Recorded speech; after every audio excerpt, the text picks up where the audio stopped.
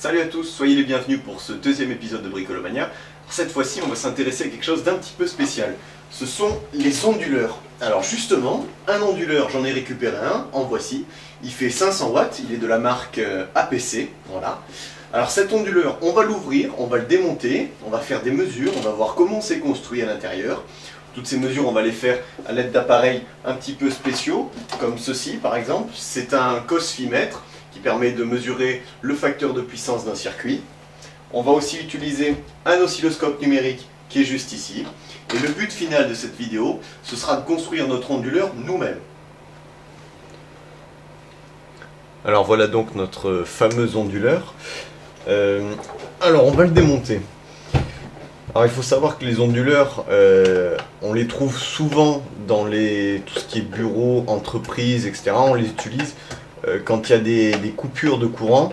On s'en sert comme source de courant alternatif auxiliaire. Par exemple, s'il y a un défaut de EDF, EDF ne fournit plus de courant, et bien c'est ces petits appareils qui prennent le relais, qui permettent de maintenir les appareils bureautiques, du genre les ordinateurs par exemple, en fonctionnement, pour que les gens ils aient le temps de sauvegarder leur travail et que l'ordi, dans le cas d'une tour, il ne s'éteigne pas, paf, comme ça, dès qu'il y a une coupure de courant. Donc c'est des appareils voilà, qui sont très utilisés dans tout ce qui est administration et bureau. Mais pas que. Les onduleurs, on les utilise aussi, par exemple, dans les parcs de panneaux solaires. Les panneaux solaires, il faut savoir que les cellules photovoltaïques, ça ne fournit pas du courant alternatif directement. Ça fournit du courant continu et on utilise des onduleurs pour rendre ce courant alternatif et ensuite le distribuer sur le réseau EDF. Alors voilà, l'onduleur est ouvert. Alors cet onduleur, je l'ai ouvert qu'une seule fois pour changer un fusible. D'ailleurs, on voit que les soudures du fusible sont pas très clean. Voilà. Et je l'avais ouvert qu'une seule fois pour changer ce fusible. Mais j'avais jamais eu la curiosité de regarder en détail comment est-ce que ça fonctionnait. Donc du coup, là, cette fois-ci, on va voir. Alors le circuit, c'est un circuit avec des composants traversants. Donc c'est pas des composants montés en surface. Ça c'est bien parce que ça facilite le dépannage. Tout est traversant apparemment. Alors c'est des composants, il m'a l'air d'avoir rien d'exotique. Des trucs classiques, ouais. On va voir, on va sortir cette carte. Alors par contre, il y a... Alors ça se ressent pas, mais il pèse très lourd. J'y donne bien au moins 5 kg, ouais, facile. Parce qu'il y a une grosse batterie. C'est batterie au plomb apparemment, ouais, PB, ouais. Et il y a un gros transfo aussi, là. D'ailleurs, il y a de drôles de... 1, 2... Enfin, on va voir en détail. On va sortir cette carte, déjà.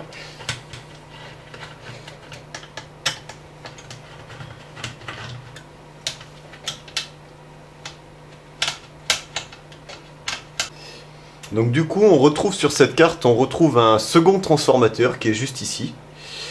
Alors il y a ce qui semble ici être un filtre LC, ouais, il y a des capacités, il y a des inductances. On a des varistances aussi. On a des varistances, on a... Alors ici, on a 4 gros transistors MOSFET, ouais, c'est des MOSFET, qui sont montés sur des radiateurs bien épais, là. Je sais pas si on voit se rendre compte l'épaisseur des radiateurs, c'est assez impressionnant.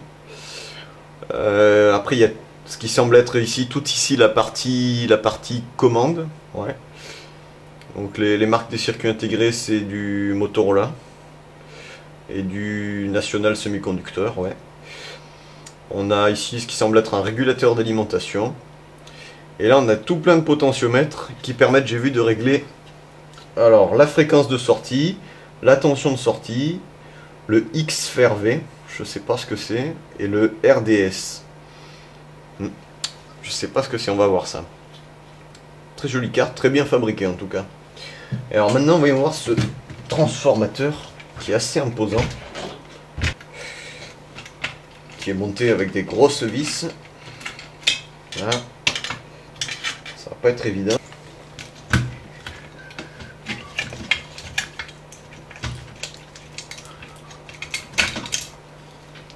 Et voilà notre transfo sorti, donc qui est assez gros aussi. Alors il a des Alors je sais pas ce que c'est comme transformateur. On va identifier les enroulements du transformateur avec un multimètre en position ohm-mètre. Alors ça a priori je dirais que c'est le primaire ici, ouais. Et qu'ici on a plusieurs secondaires. Alors je fais l'hypothèse, comme c'est un onduleur, que ici on ait un transfo avec point milieu, et qu'ici on ait un autre enroulement secondaire qui serve pour ce qu'on appelle le feedback. C'est-à-dire que lorsqu'on branche une charge sur l'onduleur, ce dernier tire du courant, et du coup quand ça tire du courant ça entraîne une chute de tension, et ces deux fils seraient là pour ordonner à la commande de compenser. Alors c'est une supposition que je fais, mais on va la vérifier avec les instruments de mesure. Alors on va identifier maintenant les différents enroulements du transformateur. Alors déjà là, on peut sans trop se mouiller prédire que là ça va être un enroulement au primaire. Alors, on va voir. Oui, le multimètre nous affiche une résistance de 13,1 ohms. Alors par contre, juste un point info. En général, quand on mesure les résistances comme ça des enroulements des transformateurs, elles sont souvent très faibles. Et il faut faire gaffe parce qu'avec ce genre de multimètre, il y a une résistance interne qui est quand même pas négligeable. Il faut faire gaffe justement quand on mesure des petites résistances. Il ne faut pas vraiment se fier à la valeur que nous affichent les multimètres. Pour ça, il faut des multimètres vraiment de précision. Alors maintenant, du coup, je vais tracer sur mon schéma. Donc du coup, on a identifié déjà notre premier enroulement au primaire. Donc là, on a dit 13 ohms. Ok. Maintenant, on va voir les enroulements secondaires. Alors du coup... Alors, par contre, ça se verra peut-être pas trop à la caméra, mais ces deux fils-là sont vraiment plus fins que ces trois-là. L'épaisseur du cuivre, ça doit pas être le même. Donc on va les mesurer ensemble pour voir. On va faire pareil. Je mesure la résistance de l'enroulement. Ouais. Donc c'est effectivement un enroulement qui fait 1,2 ohm à peu près. Donc du coup je vais la rajouter sur ma feuille. Là. Petit enroulement, 1,2 ohm. Et enfin ces trois-là, on va voir, je sais pas, le jaune et le blanc. Alors là c'est 0,6 ohm, mais là il faut vraiment pacifier. Alors entre le jaune et le violet on a 0,4 et entre le violet et le blanc on a 0,5. Ouais, donc ils m'ont l'air tous d'être reliés ensemble. Enfin, ça m'a l'air de composer un enroulement avec ce qu'on appelle un point milieu. Donc du coup ce serait ça sur le papier. Là un point milieu et là la sortie. Donc ici j'aurai mon blanc, j'aurai mon violet, j'aurai mon jaune. Et donc ça ce serait un enroulement à point milieu, ce qui est caractéristique de ce genre d'onduleur. Donc voilà, sur le papier on a ce transformateur en fait.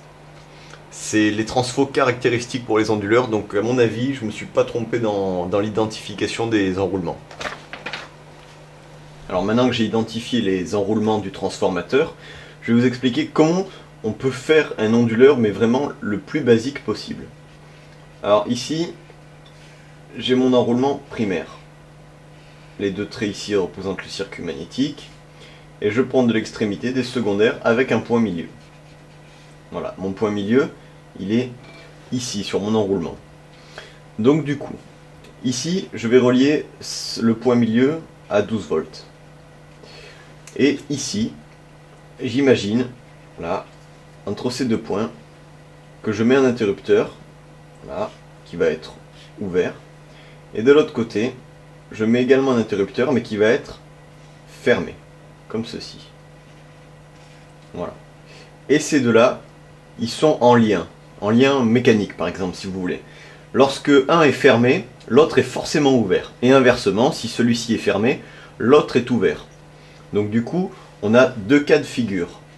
Je redessine vite fait mes deux cas de figure. Là. Premier cas de figure, celui-ci est ouvert. L'autre est fermé, ici, donc là relié à 12 volts. Et second cas de figure, comme ceci, 12 volts. et celui-ci est fermé cette fois-ci, et l'autre est ouvert, comme ceci. Et là, toutes les extrémités des interrupteurs, je les relie à la masse, au 0 volt. Et bien, maintenant si on observe le parcours du courant, dans le premier cas, qu'est-ce qui va se passer? Mon courant va partir de 12 volts. Alors attendez, je vais prendre une autre couleur. Mon courant va partir de 12 volts et va descendre au potentiel le plus bas, par ce chemin, ici, par la masse. Il ne va pas descendre par ici, puisque là c'est ouvert, le courant ne passe pas là où c'est ouvert. Maintenant, dans le second cas, là où on inverse les interrupteurs, mon courant, qu'est-ce qu'il fait? Eh bien, il part de l'autre côté, il part de l'autre sens comme ceci. Il descend à la masse. Et ça, sur mon enroulement primaire, ça se traduit par du courant alternatif. Mon courant va aller un coup dans ceci, mon courant va aller un coup dans ce sens. Et là, on vient de créer du courant alternatif à partir de courant continu. On va maintenant essayer de simuler sur informatique avec le logiciel ISIS pour voir si ça fonctionne. Alors du coup, voilà, on se retrouve sous ISIS. Alors j'ai repris les éléments que je vous expliquais sur le papier, donc du coup j'ai mon transformateur avec le point milieu.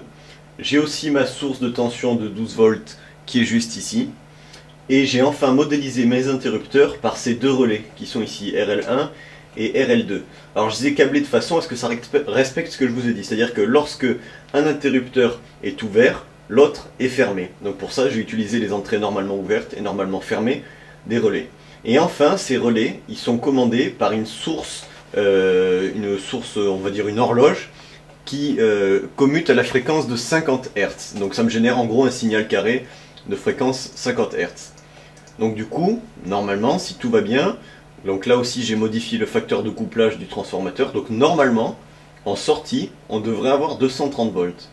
Alors on essaye, voilà, j'ai 237 volts, donc on est quand même proche des 230, et surtout ce qui compte, c'est que là j'ai du courant alternatif, parce que si vous regardez bien, le multimètre que j'ai mis, c'est un voltmètre alternatif. Donc je produis bien du courant alternatif en sortie de mon circuit. Et tout ça à partir de courant continu, 12 volts, qui provient de cette batterie. Bon alors du coup, pour mieux comprendre le fonctionnement de celui-là, d'onduleur de l'APC 500, j'ai décidé de prendre la carte et de l'alimenter avec la batterie 12 volts et de voir quels sont les signaux qui sont envoyés sur la broche blanche du transformateur et la broche jaune du transformateur. C'est-à-dire, normalement, les extrémités, et le violet, c'est le point milieu. C'est ce que je vous ai montré tout à l'heure sur ISIS. Donc du coup, pour ça, j'ai branché mes sondes d'oscilloscope sur la carte, comme ceci, et je vais lancer mon onduleur pour voir. Là, et là, il est lancé, la petite lumière verte de fonctionnement s'est allumée, et on va voir sur l'oscilloscope ce que ça donne. Alors, du coup, sur l'oscilloscope, j'ai en fait les deux signaux qui sont d'une fréquence de 50 Hz, donc ça on s'y attendait, parce que c'est la fréquence du secteur. Mais j'ai aussi quelque chose de plus intéressant, ce ne sont pas des signaux carrés en fait, ce sont des signaux, ça me fait penser à des signaux d'un redresseur à pont de thyristor. C'est vraiment la première fois que je vois ce genre de signaux dans un onduleur. Et on remarque qu'ils sont déphasés l'un par rapport à l'autre de 187 degrés. Alors ça c'est une valeur qui correspond à pas grand chose, j'ai l'impression. Alors on va essayer de voir en branchant des charges, des résistances, des trucs comme ça, voir si ça modifie la valeur. Alors du coup j'ai connecté le transformateur qui est juste là, je l'ai rebranché sur la carte de commande et j'ai câblé tout plein d'instruments de mesure. Alors ici j'ai un puissance mètre, ouais, un wattmètre on va dire. Un wattmètre qui me permet de mesurer le courant, la tension et qui me calcule aussi la puissance et qui du coup est capable de me prendre en compte le facteur de puissance, le fameux cos-phi. Donc là du coup qu'est-ce que j'ai fait? J'ai branché derrière dans la prise onduleur, j'ai branché cette multiprise exprès et sur laquelle je suis venu brancher la lampe qui est juste là. Hop, bonjour la lampe. J'ai branché cette lampe et ça fonctionne, la lampe elle est alimentée, il n'y a pas de clignotement dans l'éclairage ou quoi que ce soit. Après j'ai aussi câblé l'oscilloscope dessus et l'oscilloscope je viens de voir que c'est pas un signal sinusoïdal qui sort du transfo parce que ça aurait été vraiment très surprenant. C'est pas un signal carré non plus, c'est un signal qu'on appelle le sinus modifié. Alors voilà le fameux sinus modifié, c'est ce signal. Alors je vais vous montrer sur papier, mais là déjà on voit que ça s'apparente à peu près à la forme d'une sinusoïdale, vous allez comprendre. En fait c'est ce qu'utilisent la plupart des onduleurs pour imiter le sinus du secteur, parce que les onduleurs qui imitent parfaitement un sinus, ils sont souvent très chers, et souvent donc du fait qu'ils sont chers, sont réservés aux professionnels. Celui-là est en train de produire un sinus modifié. On va voir sur papier ce que ça veut dire. Alors du coup, au lieu de vous expliquer sur papier, j'ai décidé que j'allais reprendre l'affichage de mon signal qui sort de mon onduleur, auquel je vais superposer une sinusoïdale traditionnelle du secteur, fournie par EDF à 50 Hz, prélevée par une sonde de tension qui arrive de ce connecteur BNC. L'autre connecteur, c'est ma sonde de tension en sortie de mon onduleur. Donc du coup maintenant je superpose la sinusoïdale et on voit, tadam, que c'est quasiment la même chose, puisque ma sinusoïde suit plus ou moins les contours de mon signal jaune. Voilà, ma sinusoïde bleue de l'EDF est quasiment conforme à mon signal jaune. Alors en fait, en termes d'énergie fournie, de puissance, les deux signaux sont parfaitement égaux.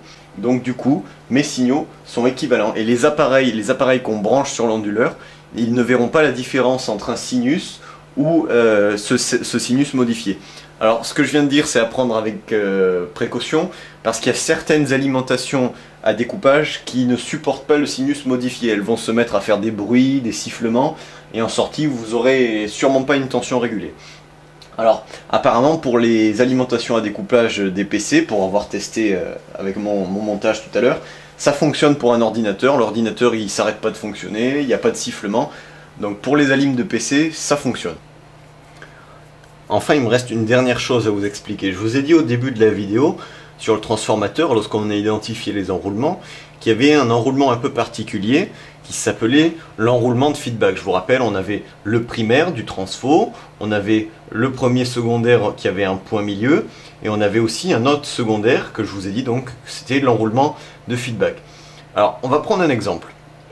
En sortie de mon primaire, sur mon onduleur, je décide de brancher une charge. Ça peut être une ampoule, ça peut être ce que vous voulez, mais ça tire du courant. Par exemple, ça tire un courant I égale 5 ampères. Normalement, à vide, j'ai une tension U de 230 volts. Mais lorsque je vais brancher cette charge, je vais avoir une chute de tension. Cette chute de tension, par exemple, je vais passer de 230 volts en sortie à 210 volts, par exemple. Et du coup, si je laisse faire ça, ça peut gêner le fonctionnement de certains appareils. Donc du coup, mon enroulement de feedback ici, il va sortir une tension proportionnelle à celle qui est en sortie. Si ma tension chute sur mon primaire, ma tension chute sur mon enroulement de feedback. Et en fait, ça va nous permettre de faire une régulation qu'on appelle proportionnelle. C'est-à-dire, par exemple, eh bien, si, je vous dis une bêtise, si je perds 10% de ma tension ici, je vais en perdre 1% ici, puisqu'il y a un transformateur entre, il y a un rapport de transformation, j'en perds 1% ici, et ce signal, par exemple, ces 1%, on va pouvoir les traduire en signal électrique pour dire au générateur de signaux carrés, lui dire de compenser. Comment est-ce qu'il va faire pour compenser? Eh bien, il va augmenter le rapport cyclique. Je reprends mon signal de tout à l'heure. Admettons le signal normal, c'est celui-ci. Maintenant, j'ai une chute de tension, et pour compenser cette chute de tension, eh bien, qu'est-ce que je fais? J'augmente mon rapport cyclique. Je fais ça. J'augmente le temps où le signal est actif. Voilà. Je le laisse plus longtemps en haut et plus longtemps en bas, entre guillemets. Et donc du coup, ça va se traduire par une augmentation de la tension, une augmentation de l'énergie, et du coup, ma chute de tension, je ne la verrai pas. Et ça permet d'éviter d'endommager certains appareils. Enfin maintenant, dans la conception des onduleurs, tout à l'heure, je vous ai expliqué, je vous ai montré sous ISIS, j'avais utilisé, pour modéliser mes interrupteurs, j'avais utilisé des relais comme ça, normalement ouverts, normalement fermés, ce genre de choses, voilà, avec ma bobine ici, voilà. J'avais modélisé ceci comme ça. Alors dans la réalité, il faut savoir qu'on n'utilise absolument pas des relais dans les onduleurs, parce que un relais, en voilà un, alors je vais vous en trouver un ici, voilà. Les relais, ce sont des composants électromécaniques, c'est-à-dire qu'il y a des parties mécaniques à l'intérieur, et qui ne supportent pas des vitesses de commutation très élevées. Si vous faites commuter un relais à 50 Hz, vous le faites griller. En revanche, dans les onduleurs, on utilise des transistors de puissance. Par exemple, ceci. ça c'est des onduleurs, ce sont des transistors de puissance. Là, on peut les faire commuter facilement à 50 Hz et même plus. Voilà, ça c'est ce genre de choses qu'on va utiliser. Ceci va remplacer mon relais. Alors du coup, revoilà mon montage sous Isis. Alors j'ai pris soin de remplacer les relais par les transistors qui sont juste ici.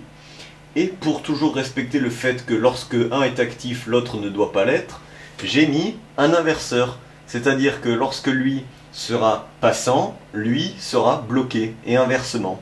Donc du coup, juste avec ce petit inverseur, cet inverseur qui, soit dit en passant, vous pouvez aussi le faire avec des transistors, puisque la logique à transistor, vous mettez juste un 2N 2222, câblé avec une résistance, et là vous faites un inverseur.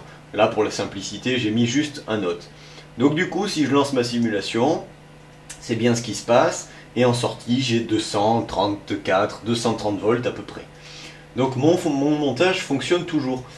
À noter que ici, j'ai toujours ma source de signal carré d'une fréquence de 50 Hz. On va voir par quoi on peut la remplacer aussi. Juste avant ça, un petit ralenti, ça valide le fonctionnement.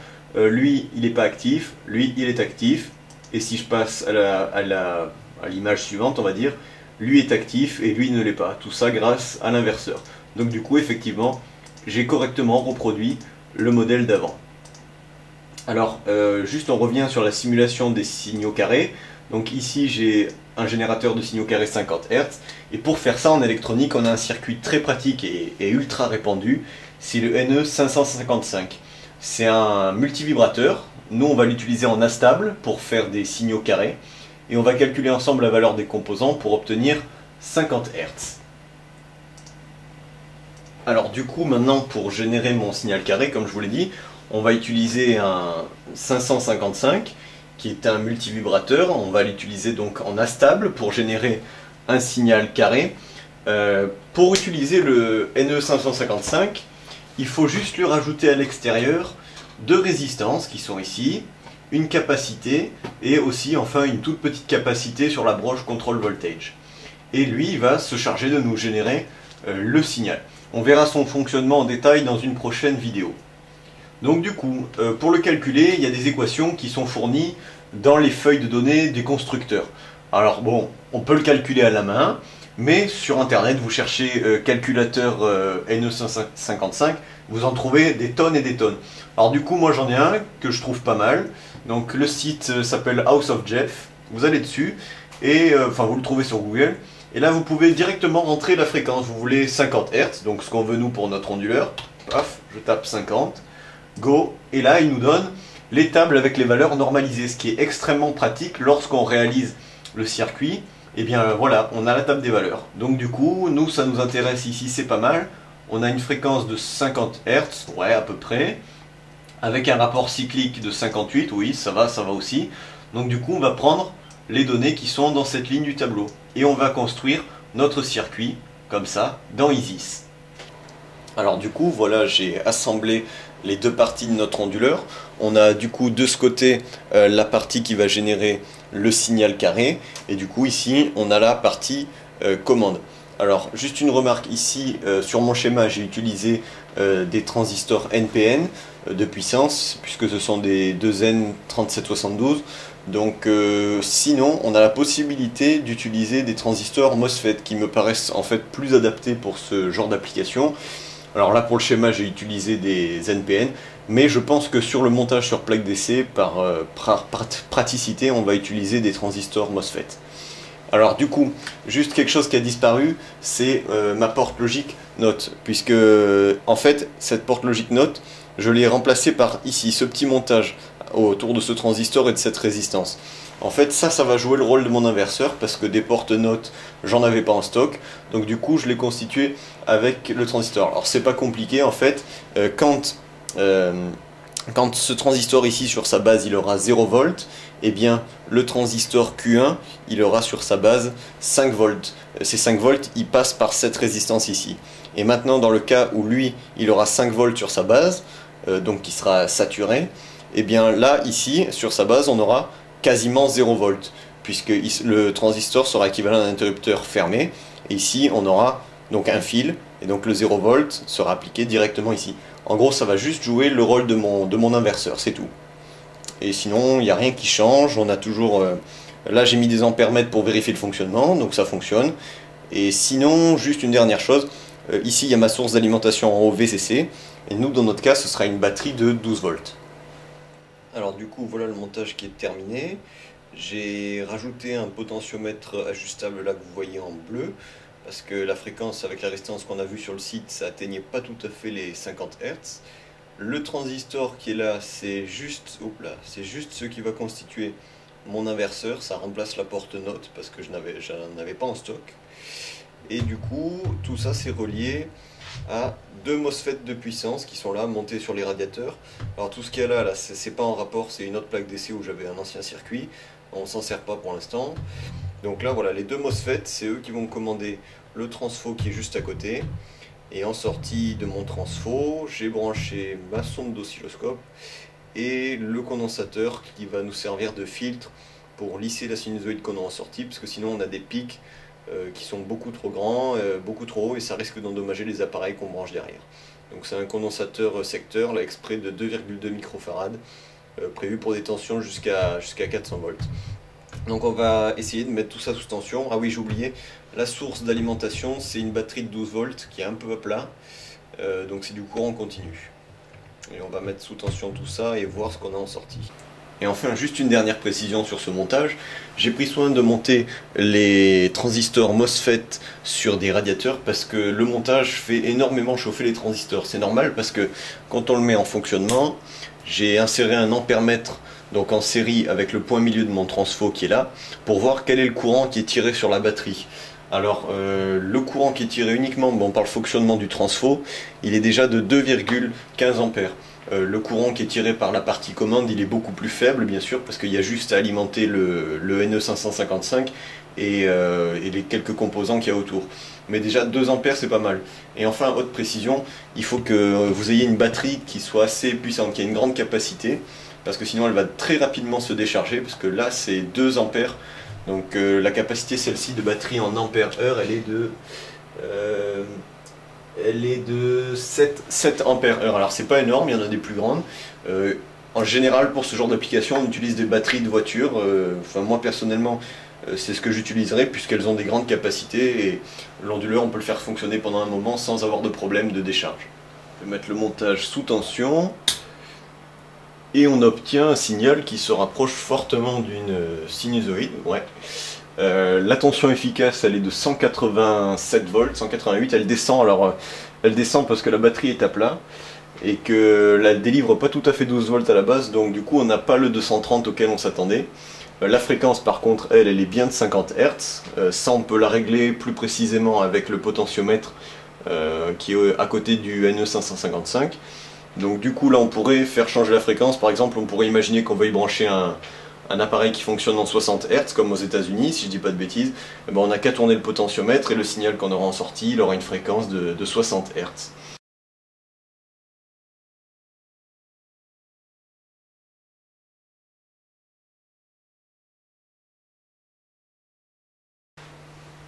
Voilà, l'onduleur est fini, ça fonctionne. Alors je vous invite à aller consulter les schémas sur mon site internet, il y a les liens dans la description. Alors c'est pas fini, il y aura une autre vidéo sur les onduleurs, enfin du moins sur un autre onduleur, puisque je suis en train de mettre au point derrière sous Isis un onduleur avec un système de feedback, c'est-à-dire lorsqu'on va brancher une charge, eh bien il va compenser en tension pour que la tension reste fixe. Alors c'est un petit peu plus compliqué à réaliser, le composant de base ce ne sera pas un NE555, mais ce sera un régulateur PWM. On verra dans la prochaine vidéo ce que c'est, comment ça fonctionne, et je vous proposerai aussi de réaliser cet onduleur avec feedback. Je remercie aussi les personnes qui se sont abonnées à ma chaîne. Alors je sais bien que ma dernière vidéo date de mai, c'est pas très récent, j'ai vu qu'il y avait des avis positifs, donc ça me fait vraiment plaisir, et j'espère pouvoir continuer à vous faire d'autres vidéos fréquemment. Voilà, merci et à la prochaine.